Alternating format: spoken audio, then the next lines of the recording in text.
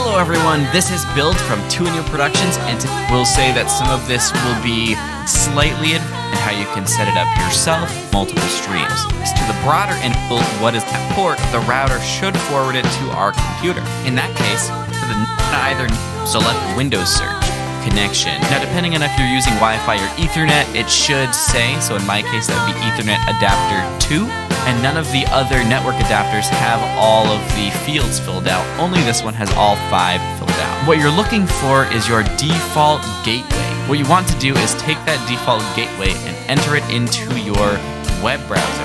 And here I'm brought to my Verizon router sign in, and I'll just enter the password that I set up earlier. Usually your router will be set to a default password, so you can either look on your router to find what the login information is. It is not your Wi-Fi password.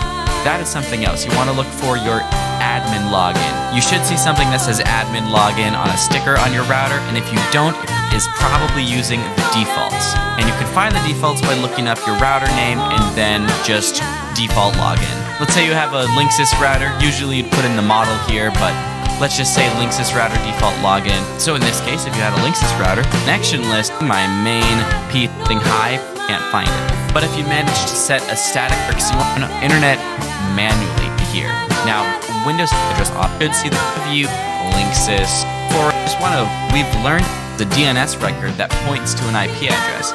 If I type in ping google.com into command prompt, it'll ping this IP address.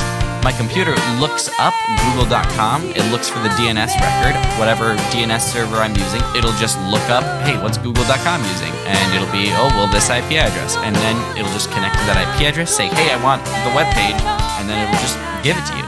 And you can do the same thing, but you can use a service that runs as a program on your computer that automatically updates your DNS to point to your new IP address whenever it changes.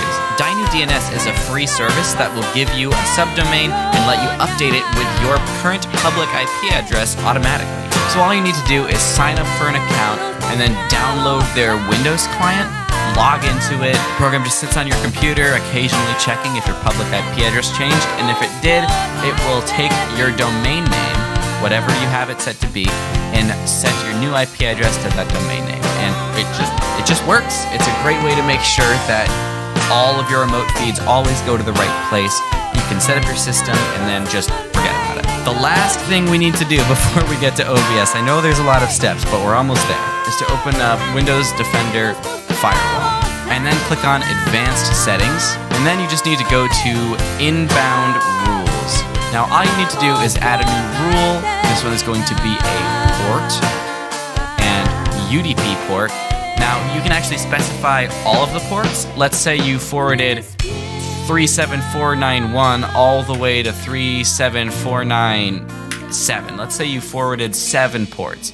You could just have these two separated by a dash, and it will allow the entire range from this port to this port. So let's say I had those 7 ports forwarded. All I need to do is click Next, allow the connection,